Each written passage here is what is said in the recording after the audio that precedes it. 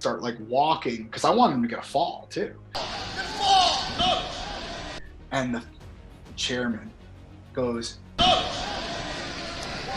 "Coach, get back in the corner." I go, "No, go take a team point away. I don't give a shit." Sizable cut for you. Yeah. Right? Jack is doing this to see what his body feels like so that he can determine what weight class to go far. Right? What has the last 2 days for you looked like?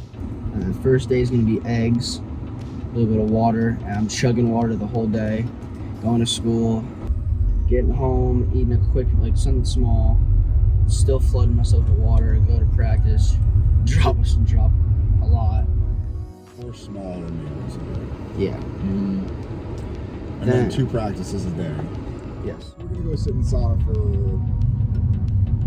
20-minute sit because we gotta be at the airport at 9 a.m. Over and out.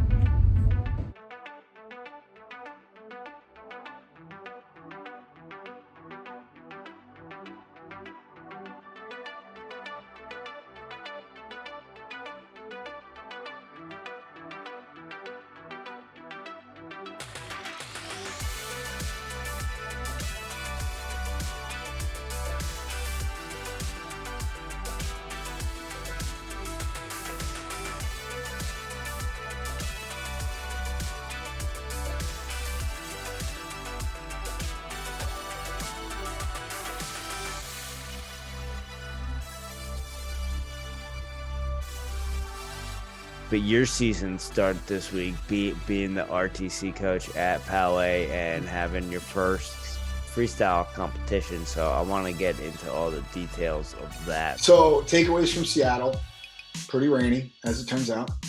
The boys and girls they look like they're ready. I'm excited to see everybody compete. Got up early this morning, took a walk, got some coffee. Some of the best coffee I've had in a long time. We're off to a good start. We'll see you. We wrestled well up in Seattle. It was a much bigger, much broader, much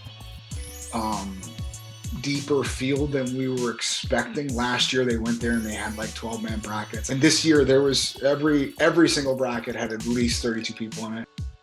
Yeah, it all in all, I think they wrestled well. Coach Neil, how you doing? Doing good. Yeah, so what's it like? I mean, you had a ton of success as an athlete, and now you're coaching. Is that different than being a dad and coaching? It's 100% different. As an athlete, you control your destiny. As a coach, you want your kids to succeed. As a father, you really want your kids to have a great experience. So completely different in all 3 aspects, for sure. Yeah, that's interesting, right? Where do you think some of these kind of crazy dads go wrong? Well, hopefully I don't become one, but I think at the end of the day, I just want my kid to improve, have a positive experience. If he can give his all, I think that's the key. Because sometimes a kid gives his all and they're just up against a better wrestler, and then that's an opportunity for them to grow. I think the win and loss is what those parents care more about instead of the improvement and the effort that your kid shows. And I think that's the most important thing, is if your kid is improving, giving all he has, he can't do anything else. Good job. Hey, you got to score 4 points, okay? When you get that double leg, too, when he lands, you can scoop that bottom leg for arm turn, leg turn. Right? So when you get him up, run in your feet and take his back. Oh, what the fuck did he send me? That kid was good. That kid was good. He was pretty talented. And that Steve backstep was sick off a jack shot. Not to put the other kid over. Oh, you got to put him over, dude. Like 13-5, and then it was like power bomb. See in the video the chairman, he's wearing a black shirt. Jack is down by 8 points, 13-5, and the kid gets to Jack's leg, and Jack turns down into a quad pod.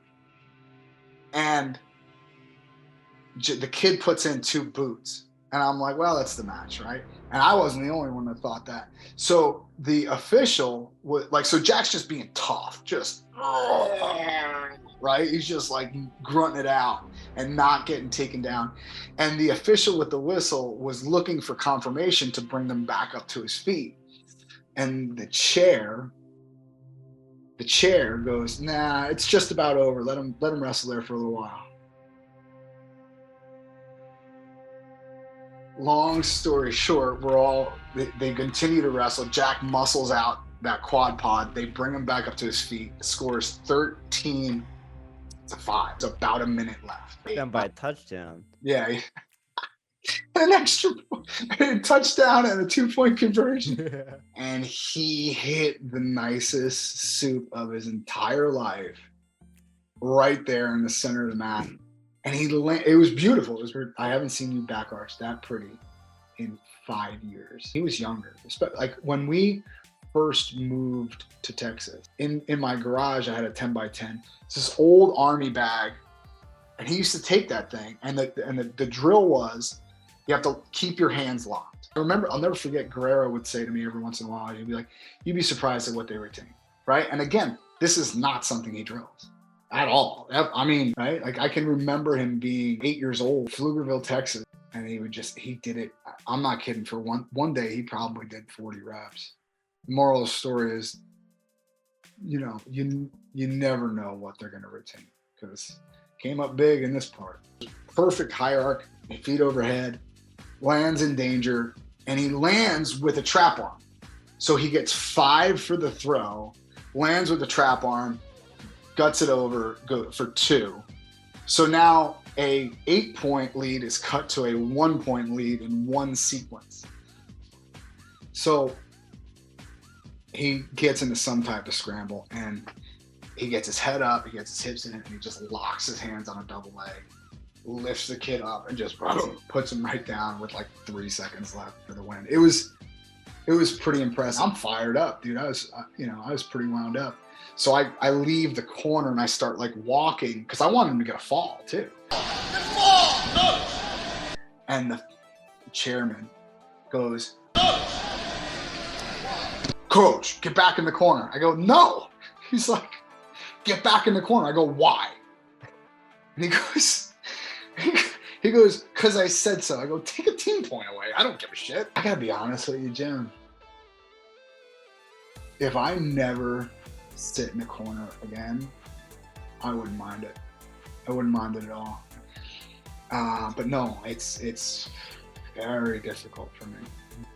Like, I'm supposed to be in the corner. I know I'm supposed to be in the corner.